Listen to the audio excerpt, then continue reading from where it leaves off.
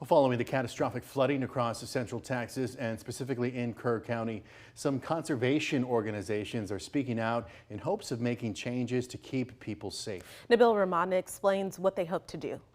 Piles of debris and widespread destruction are all that's left after catastrophic flooding killed more than 100 people in Kerr County. This latest event shows us that we are called Flash Flood Alley for a good reason. Now, as lawmakers discuss warning systems, some organizations like Heart of Texas Conservancy and member Ben Eldridge are hoping to educate communities further. What we intend to do is send a message to the entire community. So that goes to decision makers. He says warning systems are good, but more should be done, and that decision makers should be keeping a better eye on floodplain maps and builds. Now, there are a lot of rules and regulations in counties throughout the state that prevent people from moving into, say, for example, the 100-year flood zone.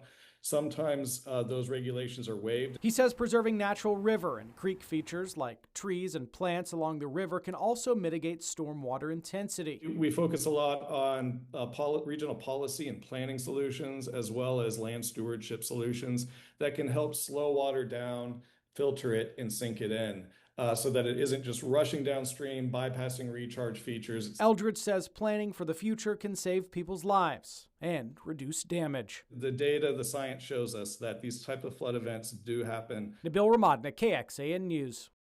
And the Lieutenant Governor and the Speaker of the Texas House have already named members to the newly created Select Committees on Disaster Preparedness and Flooding.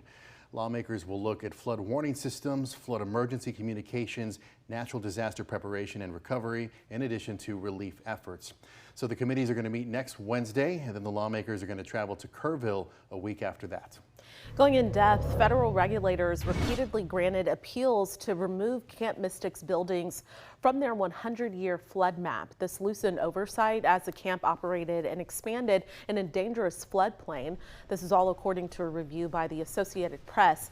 FEMA included the girls' summer camp in a special flood hazard area in its national flood insurance map for Kerr County. That was back in 2011, which means it was required to have flood insurance and then face tighter regulation on any future construction projects.